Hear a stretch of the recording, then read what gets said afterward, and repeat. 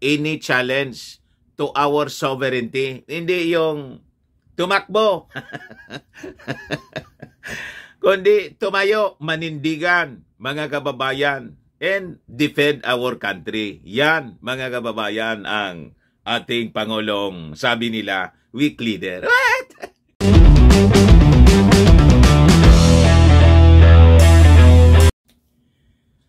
Sinupalpal, mga kababayan, ng ating Pangulong Bongbong Marcos yung China sa harap ng mga ASEAN leaders. Matalim, mabangis, pero mahinahon pa rin yung naging statement ng ating Pangulong Bongbong Marcos, mga kababayan, sa ASEAN Summit. Ito yung balita ngayon, mga kababayan, as published by Tribune, Daily Tribune. Coercive moves in the South China Sea hit. Pinakbakan ng ating Pangulong Bongbong Marcos. Tumapang yung ating Pangulong Bongbong Marcos, mga kababayan. Pinakita niya kung ano ang paninindigan ng isang leon ng norte. Di ba? Hindi siya po, mga kababayan, nagpapasindak sa isang dragon. Ayas, but before ko, mga kababayan, na ibigay sa inyo yung buong kwento, click subscribe muna dito sa ating YouTube channel and hit the notification bell para lagi po kayong updated sa mga kaganapan dito po sa ating bayan. Huwag na rin po ninyo na-skip yung ating mga commercial ads para tuloy-tuloy ang pag-unlad ng bagong Pilipinas. Pero yung China, mga kababayan, sumagot na rin.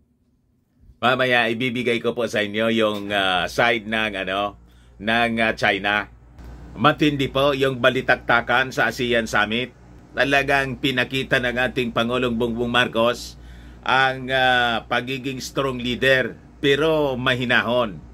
So sabi rito sa balita, without naming the specific country responsible for unlawful actions, President Ferdinand Romualdez Marcos Jr. expressed alarm about the increasing militarization and other coercive activities in the South China Sea, but called on parties to the disputes in the significant waterway to exercise self-restraint and resolve the differences peacefully.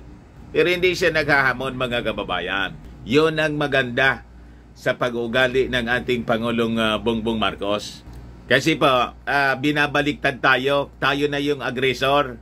Yun ang akusasyon sa atin ng mga Chinese. Kasi nga po, dumikit tayo sa Amerika. Tayo naman po, dati nang dikit with America, with our Mutual Defense Treaty. Di ba? Tapos, pinalalabas ng China, ginagamit tayo ng Amerika, mga kababayan. Yung ganong pahayag ng mga Chinese, sinupla ngayon ng ating Pangulong Bongbong Marcos. Yan sabi rito, during a meeting between the Association of Southeast Asian Nations in South Korea on Wednesday, Marcos Jr. said, we share concerns on the militarization of reclaimed features, the dangerous use of Coast Guard in maritime militia vessels, and other coercive activities. We are equally alarmed by illegal, unreported, and unregulated fishing which are being detected. Yung mga ginagawa dito sa atin, nangyayari din, mga kababayan, sa mga neighboring countries natin. Marcos Jr. also rejected misleading narratives that frame the disputes in the South China Sea attributed to the geopolitical tension between China and the United States. Ito na, mga kababayan, ang direktang pagsupla. Sinupla, mga kababayan, ng ating Pangulong Bongbong Marcos yung mga akusasyon ng China sa atin. Sabi niya, the Philippines firmly rejects misleading narratives that frame the disputes in the South China Sea solely through the lens of strategic competition between two powerful countries. sabi mga kababayan ng ating Pangulo, this not only denies denies us our independence, our agency, but it also disregards our own legitimate interest. Kasi po, pinalalabas ng China na ginagamit lang tayo ng Amerika. What? You see? Yun ang narratives ng mga Chinese. Yun ang kanilang propaganda. Yun din ang propaganda na ginagamit ng mga makapili dito sa ating bansa. Di ba yun ang naririnig ninyo sa mga commentaries, sa mga national dailies mo, pati sa mga programa sa radyo at telebisyon? Pag anong narrative po, propagandista yon, mga kababayan ng China. Di ba niya, Mr. Maravillas, yun ang narrative ni Mao Ding? Mismo. Pero sabi ng ating Pangulo, ang Pilipinas niya, we are committed to the peaceful resolution of the disputes in the South China Sea. Tulad ng sinasabi natin, hindi man po tayo nakikipag-away. Hindi man tayo war freak dito po. Wala tayo na ugaling palaaway. Pero may ugali po tayo na pag tayo'y niyurakan, pinagsamantalahan, sa manlolopig, hindi ka pasisiil tulad ng lupang hinirang, ng awiting lupang hinirang. Yun naman po tayo. Pag tayo'y pinasok at tayo'y inapi-api, naninindigan po tayo at lumalaban po tayo hanggang kamatayan. Kaya nga po tayo ay land of noble heroes. Yan na yung ating, yun ang ginawa ng ating mga ninono, ng ating mga bayani. Yun ang ginawa ni Lapu-Lapu. Yan ang ginawa ni Bonifacio in all other national heroes, mga kababayan. Yun ang ginawa ng ating national hero na si Dr. Jose Rizal. Kaya sabi ng ating Pangulong Bongbong, the Philippines will continue to uphold freedom of navigation in overflight in the South China Sea in accordance with international law. So hindi tayo pasisindak po sa mga ginagawa ng China. Kaya nakikita ninyo, sunod-sunod na ngayon yung engagement natin with America on our side, with Japan on our side, with Australia on our side. At ngayon, nag-commit na din mga kababayan yung India, makikipagtulungan sa atin para sa multilateral patrol dito po sa West Philippine Sea. Pati yung United Kingdom po, gusto na rin pong tumulong sa atin. So, sabi po ni Pangulong Bongbong, we do not seek conflict. Hindi po tayo nakikipag-away. But it is our duty, bilang mga citizens and as leaders to always rise, tumayo, and meet any challenge to our sovereignty. Hindi yung tumakbo, kundi tumayo, manindigan, mga kababayan, and defend our country. Yan, mga kababayan, ang ating Pangulong, sabi nila, weak leader. What? So sabi niya, it is our duty as citizens and as leaders to always rise and meet any challenge to our sovereignty, to our sovereign rights, and our maritime jurisdiction in the South China Sea. Yan po ang mabangis na paninindigan ng ating Pangulong Bongbong. Sabi po niya, it should be the ultimate measure of their commitment to securing peace and stability in the region. History will ultimately judge whether the supremacy of the rule of law will prevail, ushering in an era where all nations truly stand as equals, independent and unswayed by any single outside power. Sabi ng ating Pangulong Bongbong Marcos na patama po sa mga mananakop. In this case, patama po sa China. The challenge for us remains, sabi po niya. We must never allow the international peaceful order to be subjected to the forces of might. Apply for as hegemonic ambition niya. The future of peace rests now on how we together face this challenge to that peace. Madaling sabi, ang sinasabi ng ating Pangulo, kailangan niya tayo ay magtulong-tulong para ma-maintain yung katahimikan dito sa ating region. So sabi rito, the President expresses gratitude to South Korea for its ongoing support in upholding the United Nations Convention on the Law of the Sea as a fundamental component of internationally recognized system of rules. This support is particularly crucial as the region confronts unilateral efforts to alter the existing situation in its waters. May gustong magbago sa presente or existing international order, and it is China. So sabi niya, we thus thank the Republic of Korea together with Japan and the United States for reiterating the importance of international law in maintaining stability in the Indo-Pacific during the meeting recently held sa Camp David. Nanawagan din mga kababayan yung ating Pangulong Bongbong Marcos para sa madaliang gawa ng i-practical and substantive Code of Conduct or COC dito po sa South China Sea. Ngayon, nag-react na rin mga kababayan yung China. Ito ngayon yung balita published by The Manila Times. Sabi rito, China warns versus new Cold War. Kayo yung dahilan kung bakit nagkakampi-kampihan yung mga bansa. Siyempre magkakampi-kampihan. May nag-aambisyon kasi na isang malaking bansa at ang bansang yon kayo. Kaya kung magka-Cold War po, ang dahilan niyan dahil masyado kayong nagiging ambisyoso. It is because of your hegemonic ambition at yung inyong pagiging gahaman.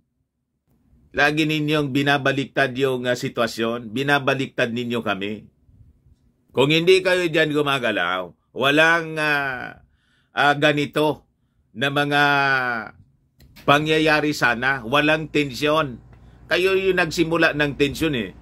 Sa totoo lang, pag hindi kayo tumigil sa inyong mga ginagawa and you will pursue with your hegemonic pala. Ikaw niya, Mr. Marabi. Nagkamali lang po. Hegemonic. Parehas kasi yung tunog sa demonic. Sa bagay, ang simbolo naman po nila talaga demonic dragon. Di ba? Talagang hindi lang Cold War ang mangyayari. It will be Armageddon. Yun ang mangyayari dyan. Yun ang direksyon po ng mundo. Mga kababayan, yun ang sinasabi sa Bible. Paano hindi ako maniwala? There will be a war of Armageddon at walang makakapigil nun, mga kababayan. Yun ang direksyon ng ating mundo. Sabi nga natin many times, straight ahead, tribulation. Sa tribulation po, doon mangyayari yung the Battle of Armageddon. Kaya be safe po. Repent and be saved. Yung offer na salvation ng ating Panginoong Hesukristo, kailangang tanggapin na po ninyo. Di ninyo nakikita? Ang sabi sa Bible, there will be wars and rumors of wars. Tingnan ninyo ang mga balita ngayon sa mainstream media, pati sa social media. Wars and rumors of wars. Araw-araw yun ang topic natin eh. Ito ngayon ang topic nila. Kahit doon sa summit sa Indonesia, mga kababayan, sabi rito, China's premier said, major powers must keep their differences under control and avoid a new Cold War. in a thinly veiled reference to Washington as top Asian and U.S. official gathered for talks in Indonesia. So pinapalabas nila, tayo ang rason, Amerika at tayo, mga kababayan, ang rason kung bakit magkakaroon ng Cold War. At pinalalabas nila, sila, mga kababayan, ay matahimik lang. Sila yung promotor ng peace. Ang totoo niya, gusto nila manahimik lang tayo habang kinakamkam nila yung ating territory at yung buong South China Sea at ipagbawal yung pagdaan ng kalakal ng buong mundo at dapat dumaan sa kanila. May permission muna sila. Hindi papayag po ang mga bansa sa buong mundo sa ganong gustong mangyari ninyong mga Chinese. Kayo po yung nagsisimula ng gulo. Kaya po, kung magka-Cold War po, hindi po kami yung dahilan. Hindi yung Amerika at yung Pilipinas at yung mga ASEAN countries plus Japan, in South Korea, in India, and Australia. Hindi po. Dahil po sa inyong mga aksyon, sa inyong ginagawa. Linawin na natin kasi yun ang propaganda line ng China. Ito ngayon, itong binabasa natin. Beijing has expressed concern about US-backed blocs, referring to itong ASEAN, forming on its doorstep, while facing disputes with other powers in the region over the South China Sea and other issues. Kasi ang gustong mangyari ng China, kung may conflict niya rito, dapat tayo-tayo lang yung mag-usap-usap. Halimbawa, yung conflict natin with our territories dito, dapat between China and Philippines lang yung nag-uusap-usap. Kasi alam nila, mga kababayan, na kakaya-kayanin tayo as a small country. Matalino po yung ating Pangulong Bongbong Marcos. Alam naman yan na kung ano yung ating sitwasyon po. We are a small country, a weak country, mga kababayan, kasi pinahina ng mga na-infiltrate po tayo simula ng patalsikin po yung tatay ng ating Pangulong Bongbong Marcos. Winikin nila po ng mga enemies around yung ating military. Pinalayas yung ating base militar dito, yung base militar ng Amerika. Ayon, ito na tayo ngayon. Ibumalik tayo sa malakas na pagkikipag-alyansa sa Amerika. Yun ang ayaw ng China. Na-checkmate kasi po natin. Kaya ito sila ngayon. Ilalo pang pinalalakas ng ating Pangulong Bongbong Marcos yung alyansa with ASEAN countries. Sabi niya ng Chinese Premier po, disagreements and disputes may arise between countries due to misperceptions, diverging interests, or external interferences, sabi ni Li Qiang. At the start of the ASEAN Plus 3 meeting with Japan, South Korea, and Jakarta. In Jakarta. Kasi kasama na po yon sa ASEAN yung Jakarta, Indonesia. Yung plus dito, yung Japan, South Korea. Doon sa meeting, mga kababayan, sa ASEAN, nandun din yung mga kaalyado natin. Yung Canada nandun din. Saka, siyempre, yung Amerika. Ito nga po, si Vice President Kamala Harris, US Vice President Kamala Harris, kausap ng ating Pangulong Bongbong Marcos.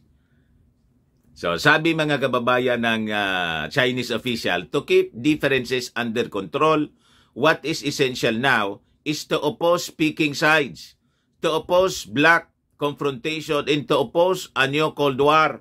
Yun ang sinusulong nila kasi sa ganitong pamamaraan, talo sila. Kasi it will be between China and the allied forces. Ang gustong mangyari ng China, tayo lang, bilateral lang yung pag-uusap. Iayaw ng Pangulong Bongbong Marcos ng ganon kasi binubuli lang tayo, binabraso lang tayo ng China. What? Di ba? Na checkmate po. So sabi rito, the 10-member Association of Southeast Asian Nations is holding separate summits with China, Japan, South Korea, the United States, and Canada kahapon po, providing an arena for big powers to lobby the bloc and their rivalries to play out. U.S. Vice President Kamala Harris is attending in place of President Joe Biden, while Lee is taking part instead of President Xi Jinping. So nagkaharap-harap po sila, mga kababayan, sa ASEAN 3+. So sabi rito sa balita, his comments came after Chinese Defense Minister Li Xiangfu in June warned against establishing NATO-like alliances in the Asia-Pacific region, calling for inclusive cooperation instead of small cliques at the Shangri-La Dialogue in Singapore. Nakahalata, mga kababayan, na ayun man talaga yung mangyayari. Magkakaroon tayo ng ASEAN NATO. Yung NATO, kokopyahin sigurado ng ASEAN countries.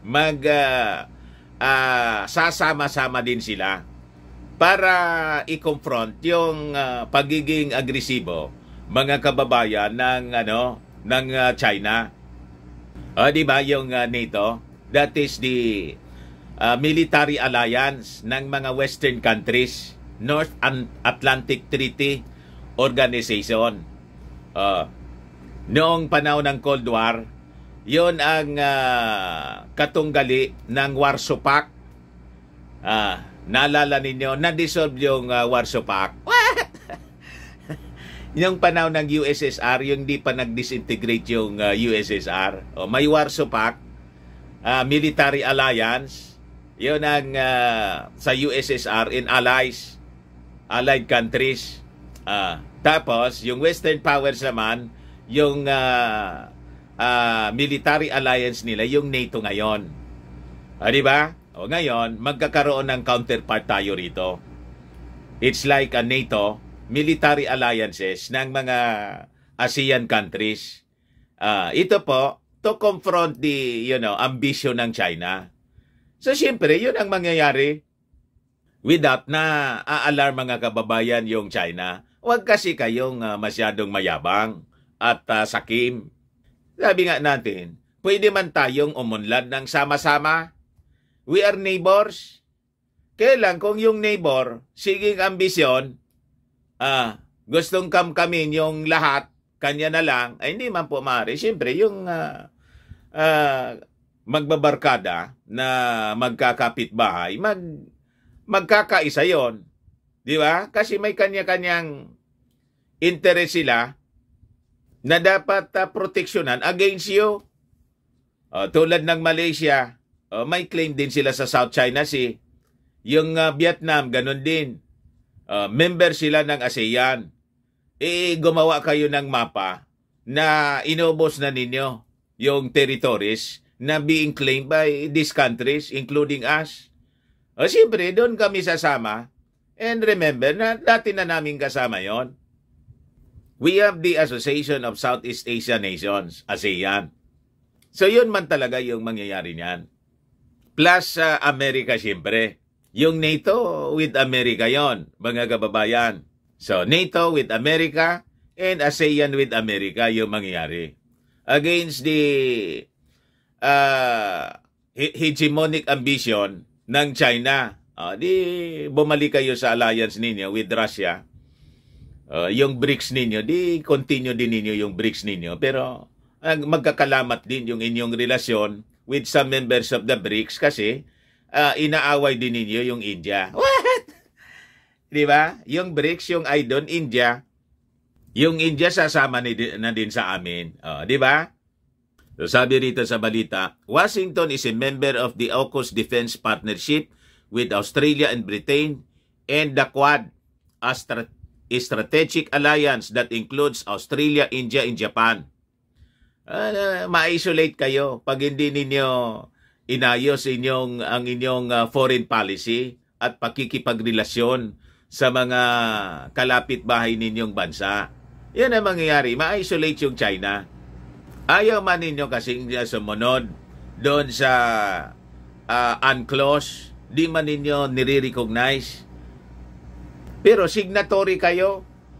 Sabi nga ni Justice Secretary Rimulya, kung ayaw anya ninyo na i-recognize yung mga naging desisyon ng United Nations Law of the Sea, Conventions on the Law of the Sea, mabuti pa niya yan, mag-exit na kayo as member of the United Nations. Kasi hindi man ninyo nire-respeto yung United Nations in which you are a member.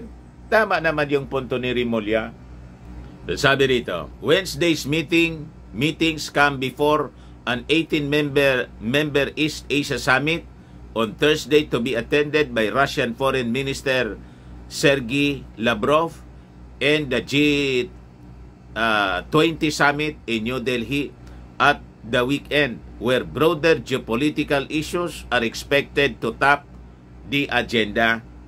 Ito mga meetings na to, mga kababayan, ito yung kinaka-alarm ni Johnny Ponce Enrile, yung di ba may interview sa kanya noon o sa programa niya sa SMNI, itong-itoan niya yung nangyarian niya noon kasi di ba si Enrile po napakatanda na niya, itong-itoan niya before niya na nangyari yung giyera, itong-itoan niya yung nangyayari.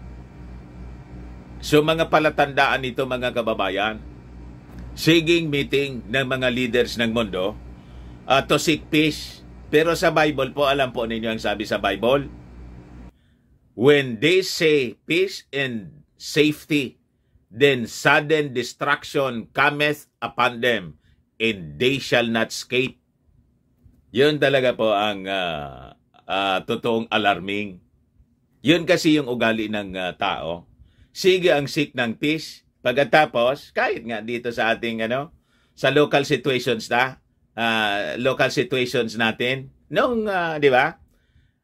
Nung panahon, sige ang peace talk, tapos mabalitaan mo na lang po may mga ambuscades na nangyayari. Ambos dito, ambos doon, barilan dito, barilan doon, bakbakan dito, bakbakan doon. Pero maririnig ninyo sa mga balita, may mga grupo-grupo, they're seeking peace. Peace talk anya tayo, peace talk. Maya-maya, sige anya, peace talk tayo. Marinig ninyo, may barila na. Baliktad yung ginagawa nila. So, sabi rito sa balita, Harris, si US Vice President Kamala Harris, met ASEAN leaders praising them for their shared commitment to international rules and norms and regional issues.